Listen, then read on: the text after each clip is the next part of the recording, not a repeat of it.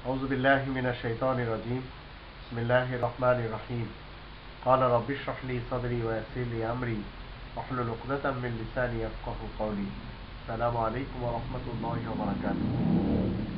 এই পৃথিবীতে কোন নেতা এবং অফিসারদের জীবনে অশান্তি বিরাজ করে? কোরআনের 2 নম্বর সূরা আল বাকারার 279 নম্বর আয়াতের একটি পোর্শনে আল্লাহ বলেন, লা তাজলিমুনা ওয়া লা তুজলামুন, তোমরা জুলুম করো না, তোমাদের উপরে জুলুম করা হবে না। যারা এই পৃথিবীতে নির্যাতন করে, যারা এই পৃথিবীতে দুর্নীতি দুষ্কৃতি করে, এরা যে কোনো বিভাগের এবং ডিপার্টমেন্টের লোক হোক না কেন, যারাই ভ্রষ্টাচার হয়, নৈরাজ্যের সৃষ্টি করে, যারা খুনি হয়, লুটেরা হয়, অবিচারকারী হয়, জেনাখোর হয়, ধর্ষক হয়, জালেম অত্যাচারী হয়, হারামখোর হয়, এমন নেতা এবং নেত্রী আর কর্মী আর অফিসারদের জীবনে শুধু অশান্তি নেমে আসে। এদের জীবন নিয়ে একটু গবেষণা করে দেখা গেছে এদের ঠিক মতো ঘুম হয় না। এই লোকগুলির পেট সবসময় খারাপ থাকে, এদের টয়লেট ক্লিয়ার হয় না। আর যাদের টয়লেট ক্লিয়ার হয় না তারা সবসময় প্রতিশোধ নেওয়ার নেশাতে থাকে, সবসময় রাগী থাকে। আর যাদের ঘুম ঠিক মতো হয় না তারা নেশায় ব্যস্ত থাকে, কখনো মানুষ মারার নেশা, কখনো নেশাকর বস্তুগুলি, মদ দারু এসব পান করা। আর এই নেতা নেত্রী কর্মী, এই অত্যাচারী অফিসার, এরা সব সময় আতঙ্কে থাকে।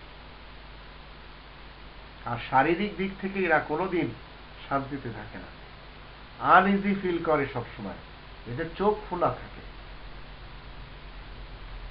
যে কোনো শব্দ এরা যদি শোনে ভয় পায়, ঘুমের ঘরে হোক বা ঘুমের বাইরে হোক। এরা কোনোদিন সহবাসে তৃপ্তি পায় না, কারণ সেখানেও টেনশনে থাকে। আর মানুষের বদদোয়া নিতে নিতে আর গালি খেতে খেতে এরা এই জীবন কাটিয়ে চলে যায়।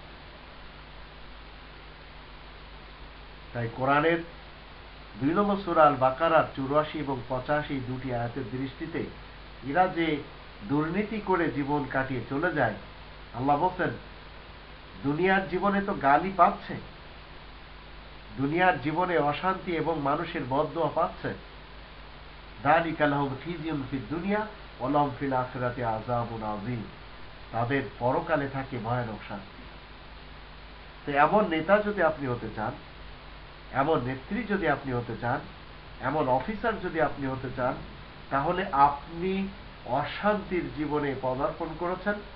আর যদি এর বিপরীত কর্মকাণ্ডগুলি আপনি করতে চান, এই কোরআনের নিয়ম নীতি যদি আপনি একটু মানতে চান, এই কোরআন কি বলছে যদি আপনি একটু পড়ে নিজের জীবনে এবং পাবলিক জীবনে যদি একটু অ্যাপ্লাই করতে চান, তাহলে আপনি হবেন আস্তিক মুসলিম।